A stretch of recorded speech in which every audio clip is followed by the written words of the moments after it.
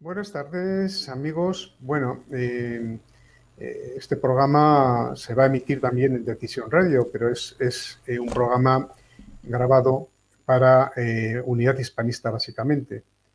Eh, bueno, la razón de esta entrevista de hoy es la siguiente. Estamos en una situación grave de, de, de descomposición cognitiva de la percepción de la gente, porque está sin raíces, sin sentido de pertenencia, desubicado, la gente está adoctrinada, el adoctrinamiento en las escuelas, en los centros de enseñanza es brutal, es literalmente brutal. No sé qué otro calificativo ponerlo. Es una cosa despiadada, vamos, tanto en el aspecto de romper la identidad sexual de los niños, como de desvincularlos de su pasado, como de eliminar cualquier vestigio de religión en las aulas, incluso en centros concertados, bajo mi manera de ver, de perder cualquier referencia con las tradiciones, con nuestro pasado, con nuestro sentido de ser, de existir y con nuestra identidad. Al fin y al cabo, la identidad es el elemento fundamental de las personas, porque si pierden la identidad, su, su sentido del ser deja de existir, ¿no? Es decir, pasan a ser simplemente objetos, porque de alguna manera somos seres históricos, como dijo alguien que ahora no recuerdo, no sé si fue Ortega y Gasset. Es decir, nuestra entidad está ubicada en el pasado. E incluso en el derecho, yo no soy abogado, pero nuestro interlocutor sí, existe el derecho consuetudinario. El derecho consuetudinario es el derecho de costumbres, de usos, de lo que pertenece a nuestro pasado, ¿no? Y bueno, pues ese derecho también nace del derecho natural y el derecho positivo no es más que un fruto de esos dos otros derechos y los tres derechos forman parte del corpus jurídico. No sé si mi interlocutor, que es mucho más entendido de esto que yo, me podrá corregir o no. Eh, bueno, voy a entrar rápidamente a hablar a presentar más que hablar de tradición, sobre tradición viva, que es una asociación que trata precisamente de recoger esa tradición que ellos mismos llaman viva, ¿no? Viva en el sentido de que preexiste.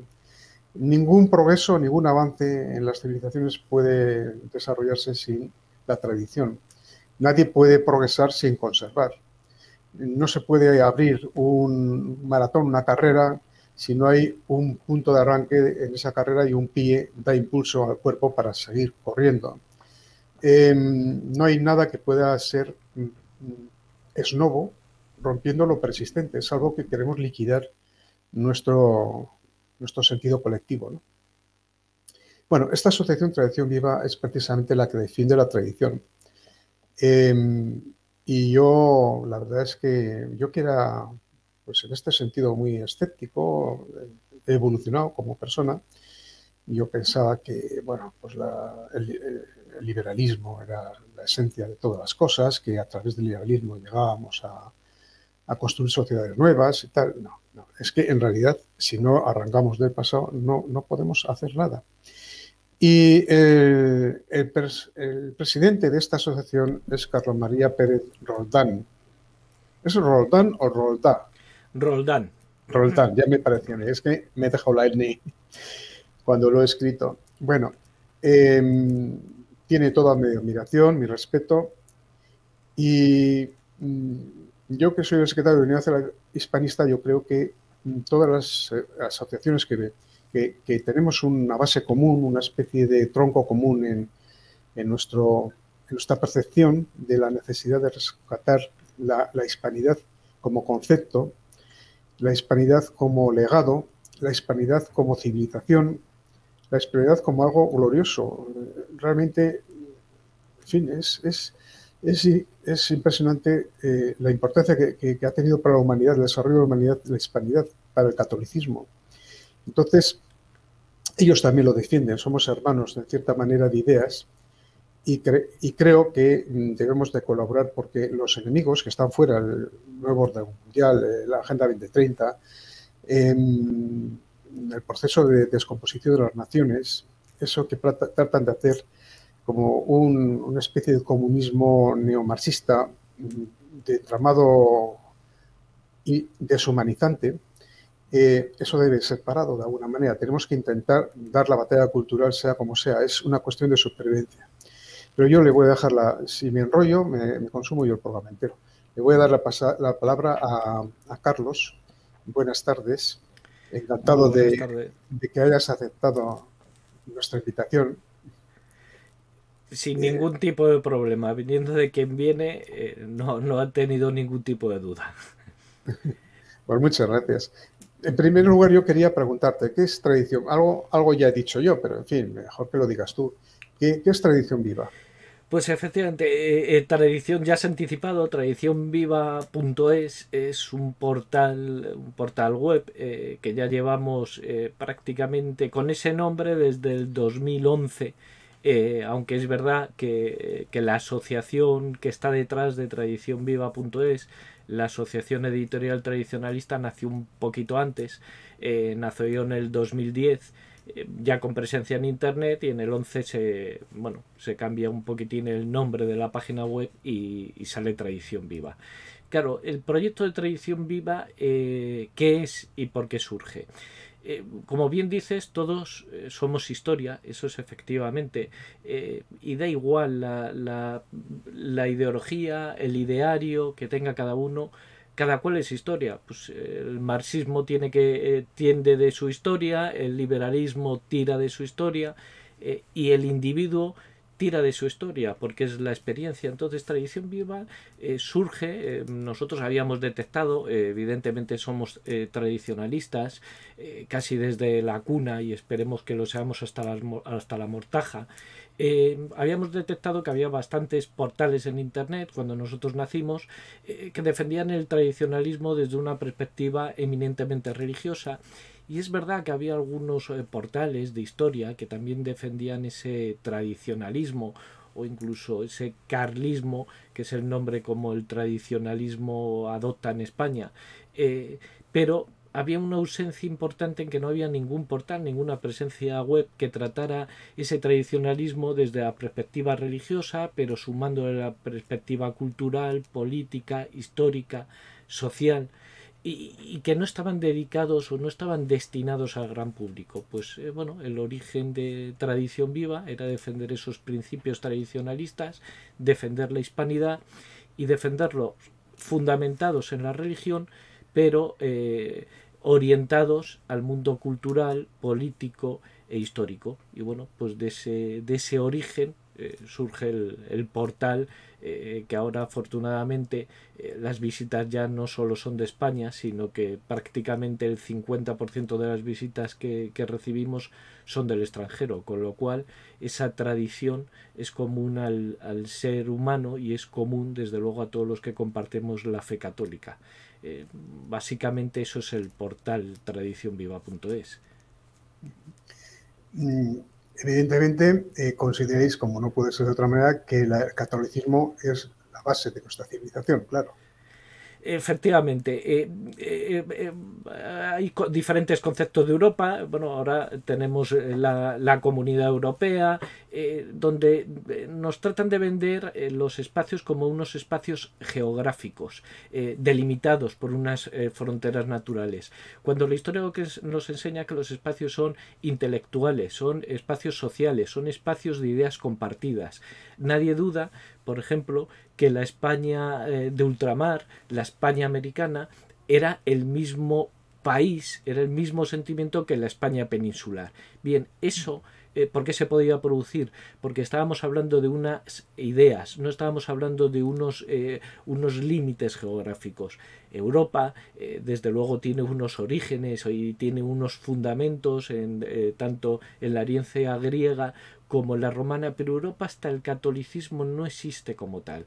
De hecho, cualquier crío en los libros de historia podrá estudiar la historia del Imperio Romano, pero Europa no se estudia hasta que el catolicismo no recupera de ese, o no salva de ese Imperio Romano lo que es salvable, no cristianiza esa filosofía griega y no extiende unas nuevas creencias después de la venida de nuestro Señor Jesucristo. Ahí surge Europa. Bien, cuando el catolicismo ya no tenga presencia en Europa y cada día lo va teniendo menos, pero es verdad que en la base y en el sustrato el catolicismo sigue vivo, por mucho que algunos no se empeñen en quererlo ver. Si el catolicismo desapareciera de lo que hoy llamamos Europa, bueno, estaríamos hablando del mismo espacio geográfico, pero no estaríamos hablando de Europa, con lo cual la europeidad y la catolicidad necesariamente tienen que ir unidos, lo mismo que la verdadera hispanidad tiene que ir unido a la catolicidad. No entendemos otra forma de entender el concepto de Europa si no es así. Sin embargo, llevamos casi 2 siglos o más, igual, que los ataques al catolicismo, bueno, los ataques a la hispanidad, por cuanto que es católica, si hubiera sido protestante no hubiera sido así, seguro. Los ataques son brutales. En este momento seguimos, después de la descomposición de la hispanidad americana, seguimos viendo cómo intentan desvertebrar, descomponer España y romperla en trozos. Y además traer nuevas religiones sustitutorias, ¿no? Esto es la ideología de género, el ambientalismo desbocado, es decir, ¿no? Evidentemente el ecologismo es una cosa y este ambientalismo como ideología es otra. Y bueno, la utilización, como hemos dicho antes, de la escuela como plataforma para descomponer cognitivamente las mentes de los niños y crear algo así como robots al servicio de unos poderes externos. ¿Cómo ves tú este ataque?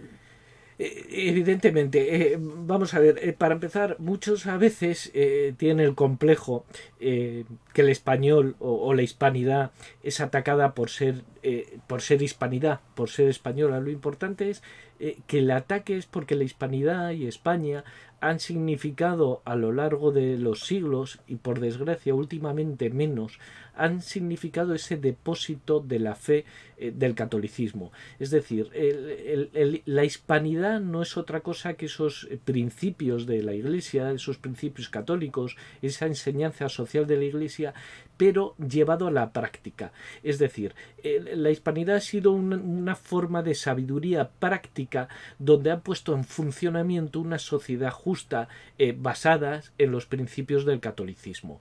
Esa es la esencia de la hispanidad. No podríamos entender la hispanidad sin esos principios.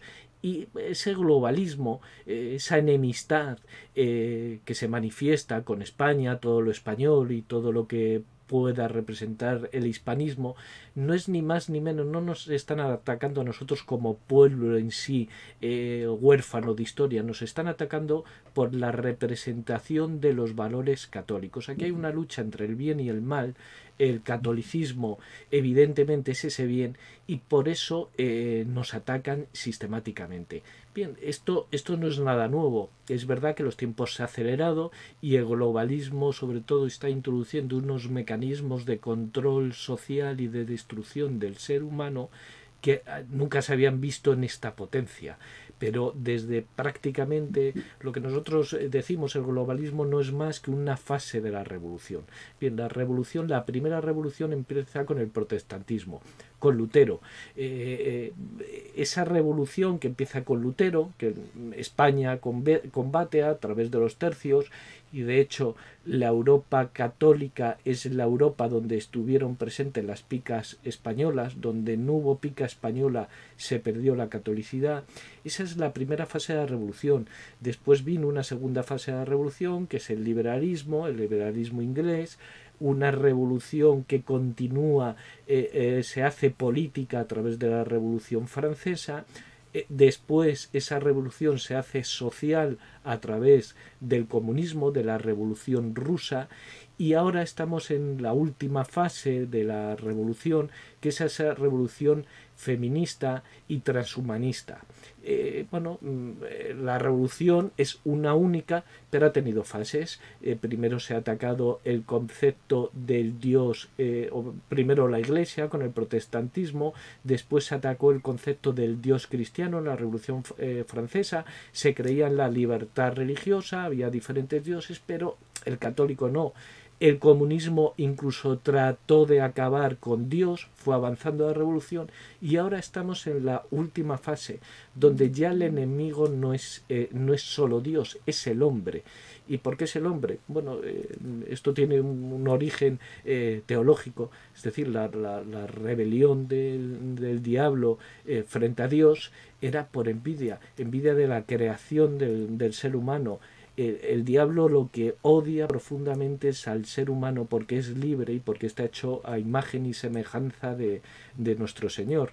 Entonces, precisamente, el demonio lo que hace es que la pieza a batir sea esa criatura que es el ser humano. Y en esos procesos es los que hablabas tú antes, estamos en esta desconstrucción del ser humano y se utilizan diferentes ideologías, el feminismo, la ideología LGTBI, el transhumanismo y el procedimiento, el proceso de revolución total, que es el globalismo. Como has dicho, todos somos hijos de una historia y el globalismo lo que pretende es destruir todas las historias, todas las experiencias históricas para crear una experiencia artificial, una sociedad creada en un laboratorio por 4 personas que se reúnen y nos dicen lo que es bueno y lo que es malo. Un poco hablábamos antes de la hispanidad. La hispanidad lo que es la creación de una sociedad justa, pero desde el terreno. Es decir, con los pies asentados en la tierra, pero con la vista siempre en la eternidad, en el cielo. Pero surge precisamente hablabas tú, la fuente de derechos es la costumbre, es desde la costumbre, desde la libertad individual. Esa es la creación de la sociedad, no ahora que es una creación de una sociedad completamente artificial que trata de destruir toda diferencia entre los pueblos, entre las personas, entre los sexos, entre las edades. Todo hay que derrumbarlo porque hay que destruir al ser humano. Ese es el objetivo que tienen ellos ahora. Y bueno, esto parecía hace poco tiempo que estaba pues desfasado, ¿no? Esta forma de pensar, ¿no? Yo mismo he sido fruto de ese molde cognitivo, ¿no? Que pues parecía como que hablar de la tradición, hablar de carlismo, hablar de la historia pasada, de los Austrias, no sé qué, todo esto era una parte de la que deberíamos avergonzarnos incluso, y de ahí está la leyenda negra y todo esto, ¿no? La propaganda de nuestros enemigos que pues desde el siglo XVI querían quitarnos del medio para sustituirnos e implantar lo que ahora están haciendo, por otra parte.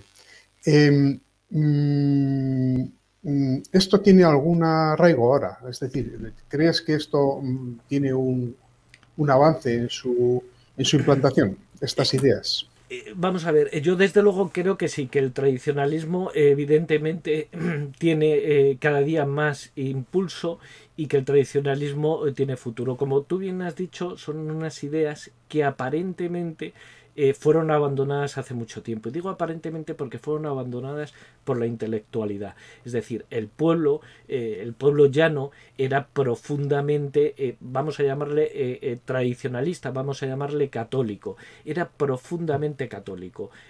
Muchas veces no se estudia debidamente los libros de historia y de ahí viene a lo mejor la confusión. La Revolución Francesa no la impone el pueblo francés, la impone una minoría. Ahí tiene, en Francia se levanta, por ejemplo, toda Francia, pero hay zonas como la Vendée, donde se levantan contra la Revolución Francesa.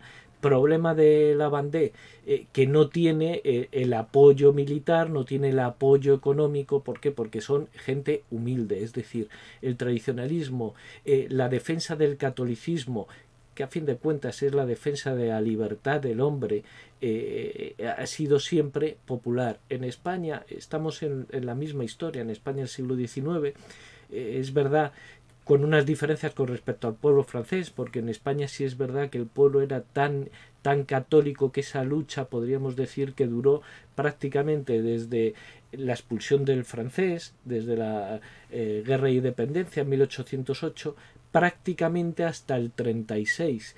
Hubo cuatro guerras civiles, porque vamos a añadir como guerra civil la guerra contra el francés, porque a su vez mientras el pueblo estaba guerreando contra el francés, se estaba produciendo dentro del pueblo español una lucha entre los liberales que hacen la Constitución de 1812 y los que son fieles a sus principios. Bueno, pues España, evidentemente el pueblo siempre había defendido estos principios, pero porque son los principios que evidentemente interesan al pueblo. Bueno, lo que hemos presenciado a lo largo de estos 150, 200 años, por lo menos de la Revolución Francesa, algo más de 200 años, es que las élites intelectuales, dicho como las élites que eran capaces de generar pensamiento, porque editaban libros, porque se escuchaba su pensamiento, no porque el pensamiento fuera elitista y fuera el buen pensamiento, han copado todos los organismos del poder. Desde el siglo XIX, actualmente en el siglo XXI, lo estamos viendo con las élites globalistas. Por tanto, el tradicionalismo siempre ha estado de moda. Ahora lo que se observa es clase media y clase intelectuales que habían abandonado el tradicionalismo, que habían abandonado esos conceptos, que no estaban en la vida universitaria, que no estaban en la vida social, lo están recuperando. Curiosamente, el pueblo lo está perdiendo por todos aquellos manejos de manipulación, pero en el fondo esto hay un libro fundamental que yo recomiendo a todos los que nos escuchen que lo lean. Chesterton tiene un libro que es Ortodoxia, es una de las grandes obras del gran pensador inglés Chesterton. Bueno, la Ortodoxia es un libro que merece la pena leer desde la primera a la última página, pero cualquier lector que lea solo la introducción que hace Chesterton, con eso, con que leyera esas 4 o 5 primeras hojas, ya tendré una idea correcta de qué estamos hablando. Chesterton describe en la Ortodoxia, pone la imagen de un náufrago. Pues bueno, el barco se hunde y el náufrago de repente descubre una tierra, y en esa tierra empieza a progresar y oye, ve cosas prácticas, ve ejemplos de civilización, dice, oiga, qué buena tierra he descubierto, y cuando avanza, descubre que ha llegado a Inglaterra, es decir, no ha descubierto nada nuevo. Y esto Chesterton, ¿por qué lo hace? Es el camino espiritual de Chesterton. Chesterton no era católico, Chesterton no era especialmente tradicionalista, sería lo que ahora llamamos un progresista, vale, no muy acentuado, pero era progresista. Cuando él empieza a escribir, empieza a pensar, empieza a meditar y empieza a descubrir cosas intelectuales, bueno, sobre la libertad del hombre, sobre la capacidad de elección, sobre cómo se ha manipulado la historia, y cuando sigue investigando y cuando sigue estudiando se da cuenta que todo lo que él había descubierto sobre la libertad y la dignidad del ser humano ya estaba descubierto y estaba en la doctrina de la Iglesia Católica. Bueno, pues es lo que está pasando a algunos.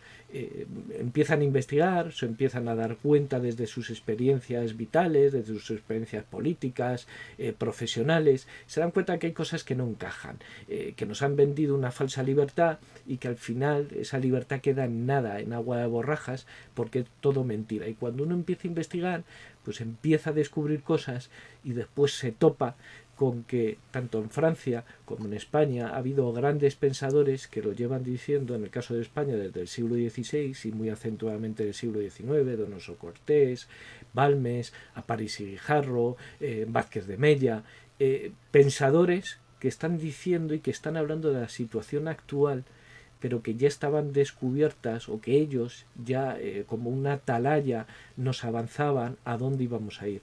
Entonces, desde ese punto de vista, yo creo que el tradicionalismo sí está de moda, pero no como algo pasajero, siempre lo ha estado. Pero ahora determinadas élites con capacidad de influencia están empezando a descubrir todo ese tesoro que tenemos y que algunos han querido ocultar, pero la verdad se podrá tapar durante un rato, pero desde luego el sol acaba brillando todas las mañanas. Eso es el tradicionalismo, acaba brillando y ahora estamos en esta fase donde algunos lo están descubriendo. Sí, y además nuestros escuchantes dirán, bueno, pero esto a mí en mi vida particular, ¿en qué me afecta? Es decir, yo voy a ganar con esta filosofía, esta forma de cosmovisión, una calidad de vida, voy a mejorar nuestra forma de vivir y de estar. Y a mí se me ocurre que sí, no hay más que ver que en las Españas, en América, en la España de más allá del Atlántico, cuando se produjo las sublevaciones independentistas, eran los nativos, los aborígenes, los amerindios, los que querían mantener la situación anterior. Es decir, no querían desvincularse de la corona, no querían romper con España, querían seguir porque tenían muchísimo miedo a que aquello cambiara como cambió, de hecho, y que perdieran sus derechos, esos derechos protegidos por el legado de Isabel la Católica, etcétera, es decir, la libertad, la igualdad. Esto que predican tanto procedente de la Revolución Francesa era anterior. Libertad e igualdad respecto a la dignidad de las personas, respecto a sus propiedades, incluso bueno, pues al mestizaje, es decir, todo lo que eran derechos humanos ya estaba presente antes de la declaración reciente de los derechos humanos. Al fin y al cabo no tiene un poco más de 200 años, ¿no? Y todo esto ya estaba presente. Y entonces, claro, yo me pregunto, hoy, ¿en qué nos afecta esto, en nuestro modo de vida? Claro, lo que dices tú es un poco, bueno, realmente esto tiene un efecto práctico y realmente esto es así. Hombre, pongo un ejemplo, con la pandemia sanitaria que estamos viviendo, por ejemplo, todos hemos escuchado noticias como el teletrabajo ha fomentado muchas veces que la gente vuelva a los pueblos, que la gente se acostumbre a salir de las grandes ciudades. Y muchos han descubierto algo, muchas veces a los tradicionalistas y muy especialmente a los carlistas, bueno, se nos acusaba, parecía que éramos enemigo de la ciudad y que solo queríamos en el campo. Evidentemente no éramos enemigo de la ciudad, éramos enemigo de la gran ciudad y no éramos... no nos enfrentábamos a la gran ciudad simplemente por un concepto de urbanismo, sino porque descubrimos que en esa gran ciudad lo que se hacía es se rompían las relaciones familiares, las relaciones sociales, todo se hacía más difícil. De hecho, todavía cuando uno va a pequeños pueblos de 5.000, 6.000, 10.000 habitantes, no digo esa España vaciada de pueblos de 40 o 50, sino pequeñas ciudades de 10, 20.000 habitantes, descubre cómo los núcleos familiares son más extensos, cómo la gente tiene relación con sus padres, con sus hermanos, pero con sus primos y con sus tíos y con sus abuelos, cosa que en las ciudades no se producen. Claro, cualquier oyente dirá, bueno, esto de que la tradición a mí me puede salvar la vida, pues esto lo dicen estos señores sin fundamento. Pero bueno, este es uno de los ejemplos, esa vuelta a la ciudad. ¿Cuáles otros de los ejemplos? Claro, no se puede negar la mayor. Que todos nosotros somos tradicionalistas en el fondo no se puede negar. Y me voy a explicar. Vamos a ver, nosotros hablamos español porque nuestros padres hablaron español y nuestros abuelos y nuestros tatarabuelos. Y los ingleses hablan inglés por lo mismo. Es decir, la persona es objeto de una tradición. Si por tradición entendemos el amor a lo antiguo, no estaríamos hablando de lo mismo, porque el tradicionalismo no es amor a lo antiguo. El tradicionalismo es una herencia. Y en las herencias cuando se aceptan a beneficio de inventario, yo acepto lo bueno y mejoro lo que a lo mejor no es tan bueno pero es mejorable y desecho lo que no me sirve para nada porque ha cambiado el tiempo, porque ha evolucionado. Ahora, las relaciones sociales no han evolucionado, mejor dicho, han evolucionado a peor porque se han roto las relaciones sociales, la cercanía, la capacidad, estamos hablando del globalismo, estamos hablando de las grandes empresas. ¿Qué dice el tradicionalismo? No, volvamos a la pequeña empresa, a la mediana empresa, volvamos a esa cercanía entre el empresario y sus obreros, pero entre el empresario y el consumidor.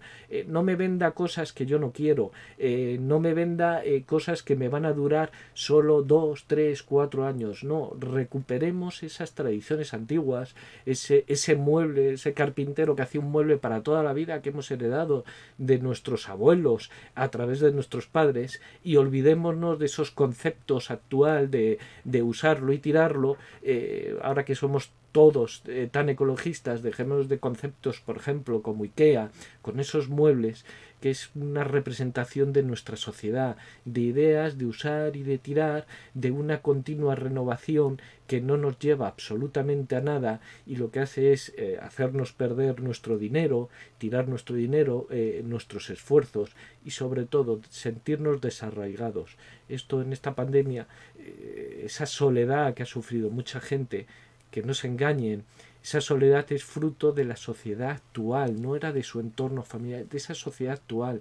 Y para combatirla tenemos que combatirlos todos de forma conjunta, porque evidentemente esa vuelta a la vida natural, a la vida, a la lógica, la pura lógica, y cuando hablo de la pura lógica es incluso las relaciones entre hombre y mujer, esa disparidad que es una riqueza sexual, cuando hablo de recuperar la familia, es la familia, un hombre y una mujer con sus hijos, pero también con sus padres, con sus abuelos, con su entorno familiar más cercano. Creo que es fácil comprender cómo esto sí que nos puede marcar un camino de libertad y nos puede hacer recuperar a puntos o ambientes o espacios de libertad que hemos perdido por ese avance de la revolución, donde parece que solo primaba la economía y no primaba ni el espíritu, ni siquiera la persona, solo el dinero. Pues bueno, la tradición trata de decir la economía es importante, pero no es lo único. Y creo que desde ese punto de vista puede aportar bastante y sigue aportando, y sobre todo aportará bastante a la libertad que todos nosotros podamos vivir. Has comentado antes que también sois editorial. ¿Qué tipo de libros editáis y cómo se comercializan y tal? ¿Cómo invitarías tú a comprar a nuestros oyentes Claro. esos libros?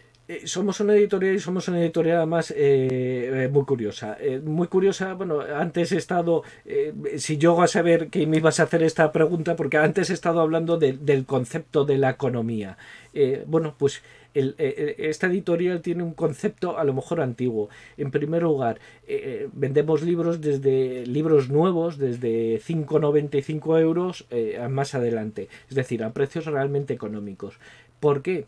Porque el concepto de esta editorial no es obtener un lucro mercantil, no es obtener un beneficio, es obtener un pequeño margen de beneficio que nos permita seguir editando nuevos títulos. O sea, eso es lo primero como editorial curiosa.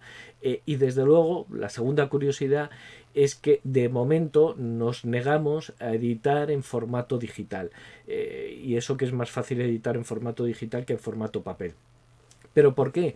Porque queremos que la gente recupere el viejo concepto de la lectura reposada, de la lectura descansada, de la lectura sin distracciones. Y no nos engañemos, yo soy el primero que maneja tablet y soy el primero que tiene libro electrónico, pero todos estos aparatos muchas veces, incluso cuando lees libros en ellos, te apartan de lo esencial, tiendes a querer llegar a todos sitios, estás leyendo un autor y empiezas a buscar, bueno, ¿y este qué dice? Y descentras ese espacio de necesaria meditación que exige un libro. Por eso apostamos por el formato papel.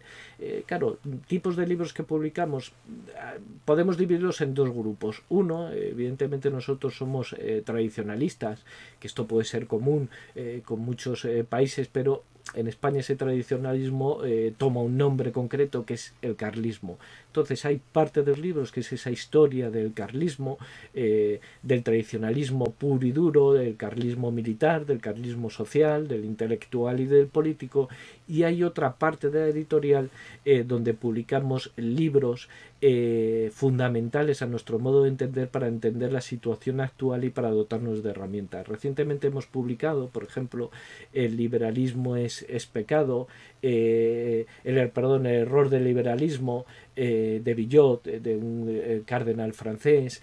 Hemos publicado La intolerancia doctrinal de Cardenal Pi, otro intelectual francés. Son libros que permiten comprobar cómo realmente, y no me voy a extender demasiado aquí, esta sociedad que vivimos globalista ya estaba apuntada en el siglo XIX, y cómo realmente en el siglo XIX, cuando se hablaba del liberalismo, se estaba hablando del liberalismo y de todas sus derivas, es decir, el comunismo, el liberalismo, el neoliberalismo, todos conservan una madre común, que es esa idea revolucionaria. Entonces muchas veces nos quieren contraponer el liberalismo con comunismo, cuando en realidad esa destrucción del ser humano les une. Lo tratan de destruir de diferentes modos, pero les une. Entonces, estos libros que publicamos de diferentes pensadores, o españoles o extranjeros, hemos publicado de Cardenal Gomá, por ejemplo, un maravilloso discurso sobre la hispanidad. Cardenal Gomá, que no era carlista, pero evidentemente era católico. Entonces, se dividen esos dos grupos de libros, para los más aficionados a la historia o al carlismo, pero la parte que más nos interesa de editorial es precisamente todos esos libros que estamos sacando, para dotar de las herramientas intelectuales necesarias para ese combate. El combate, primero hay que montar la estrategia, y para montar la estrategia hay que conocer al enemigo, y después hay que preparar los ejércitos, hay que levantar a los hombres, hay que salir al campo de batalla, pero es necesario identificar al enemigo, y en eso creo que se están haciendo cosas importantes ahora, pero hay todavía mucho que hacer. ¿Por qué? Porque el liberalismo, el comunismo, el socialismo nos ha empapado de tal manera que muchas de nuestras actitudes no acabamos de entender, que son defectuosas, que son arriesgadas, y es porque nos hemos empapado. ¿Quién no tiene el capricho de cambiar de móvil? Eso no es baladí. Es necesario detectar todas esas cosas que nos han contagiado para volver a la esencia del ser humano. Y bueno, estos libros, de una forma humilde, ayudan. Y todo hay que decirlo. Tenemos dos formas de distribuir. Trabajamos de la forma tradicional, con una imprenta, imprimimos los libros y los vendemos a través de nuestra página web, que desde tradicionviva.es, hay enlaces y demás para nuestra página web. Y también, y no puedo ocultar esto, vendemos a través de Amazon. ¿Por qué? Porque claro, es las armas del globalismo. El problema de Amazon, que nos ha permitido, nosotros tenemos el 50% ya de nuestros lectores vienen de otros países, principalmente de los países hispanoamericanos y de Estados Unidos. Pues, por ejemplo, de un libro que es El carlismo, hemos vendido, pues ahora no recuerdo si eran 40, 50 ejemplares en Estados Unidos a través de Amazon. Es decir, tú dices, bueno, ¿qué buscará un americano de USA sobre el carlismo?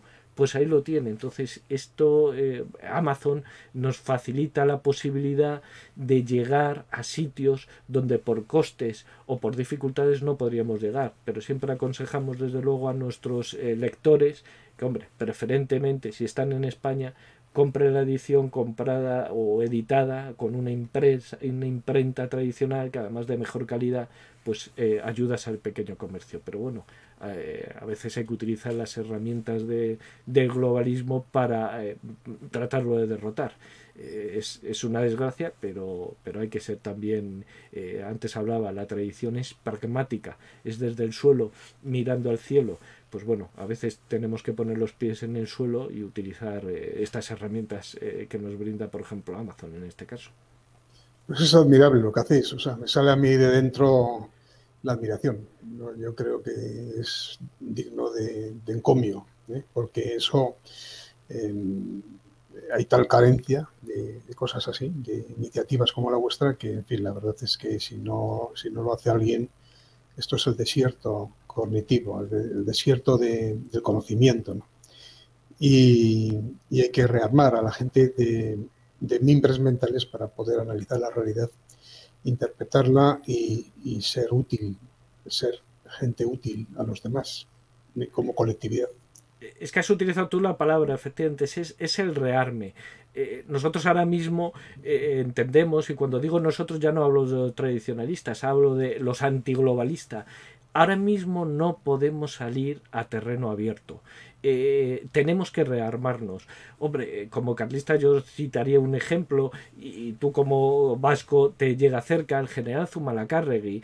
Cuando el carlismo sale en 1833 se encuentra con que el poder está copado por los liberales, no tienen armas, no tienen dinero.